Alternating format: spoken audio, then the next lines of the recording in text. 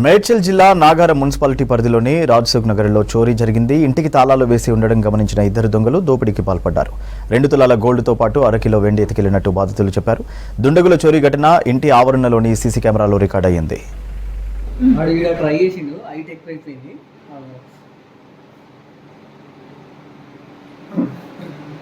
చూసిండు కదా ఇక్కడ